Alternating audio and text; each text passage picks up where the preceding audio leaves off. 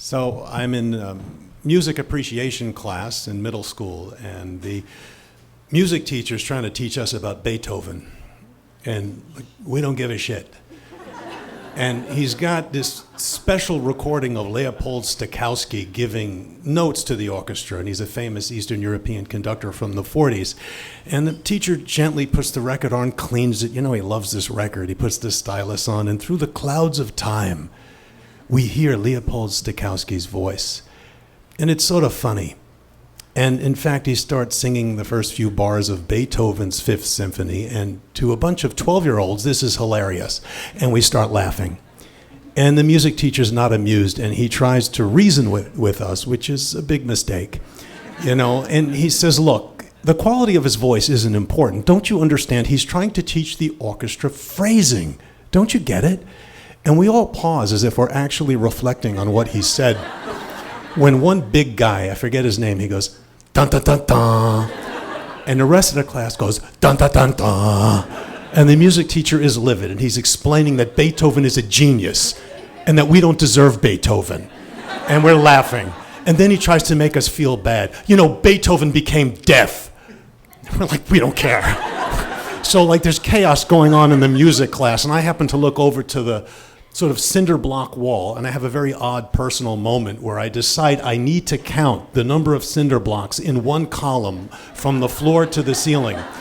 And as I'm counting, I lose track at about 10 or 11, so I decide to get up out of my seat and place my hand on like the 10th cinder block so I can count above my hand to the ceiling, and then I know that I just need to add 10 at the bottom. And as I figure this out, the classroom is incredibly silent. And I hear the music teacher's voice. Now we got somebody climbing the walls. I look over, his arms are folded, and everybody in the class is staring at me. And they burst out laughing. This incredible wave of laughter. And I'm looking at Perry Rosen, whose eyes are closed, but tears are just coming out of his eyes because he's laughing so hard. And he's pointing at me, and his mouth is a big O.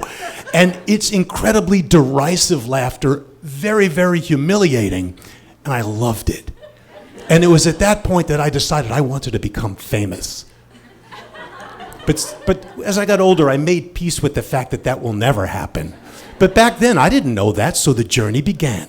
And I started listening to comedy albums, and I watched the Smothers Brothers. And on the Smothers Brothers, they featured an incredibly rubber-faced impressionist called David Fry. Does anyone remember him? Wow. David Fry was a political satirist, and he actually created the iconic impression of Nixon.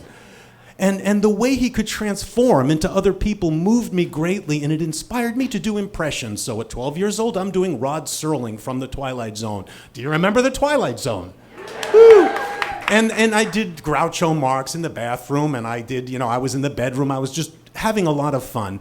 And then I became obsessed with being a cast member of Saturday Night Live, and I was sure that it was going to happen. It was definitely going to happen, and I was engaging in complete magical thinking. And it was almost as if Lorne Michaels would be sitting in a tree outside my bedroom window because my friend Mark told him about my amazing Rod Serling impression.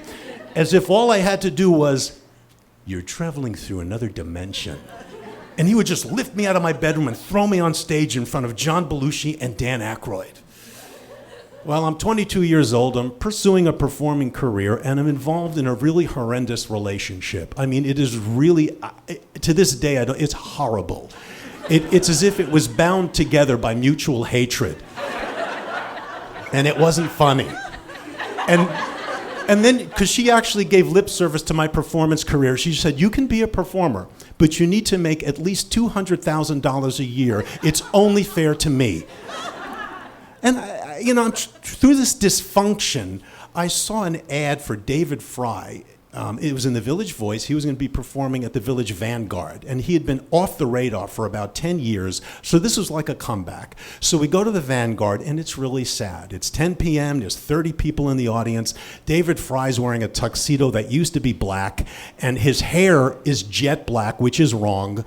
And he's doing material from the 60s. I mean, he's doing Nixon and he's doing LBJ. And for you folks out there, you young folks, I mean, he was doing Robert Mitchum, who was a very famous actor. I mean, he was incredible. And he is bombing. And I'm the only guy. I'm clapping and I'm laughing. I mean, this is David Fry. And he's in the middle of his Robert Mitchum when he's angry at this point. He stops and he looks out at the audience and he says, "This is good stuff. Who does this better than me?" And the guy behind me screams out, "Rich Little!" And it's like someone shot him in the head with a bullet, because he goes, "Yeah, he's making $1 million a year and I'm stuck doing this shit." And it's quiet. Then he goes right back into Robert Mitchum, which was really weird. My girlfriend, she turns to me with this knowing look and she goes, "You see?" I'm like, what the hell is that supposed to mean? Like, this is a morality play and it's going to happen to me. Well, we went our separate ways and I've had a very nice performing career, completely under the radar, which is fine with me. And I do physical theater and teach kids how to write and communicate, and it's rewarding. But every once in a while, when I'm up alone in my bedroom and I'm thinking about those shifting lines between fame and success, I channel that 12-year-old boy who fell in love with voices and the transformative power of performance. And if Lorne Michaels was sitting in a tree outside my bedroom, he might hear, "There's a signpost up ahead. Your next stop, the Twilight Zone."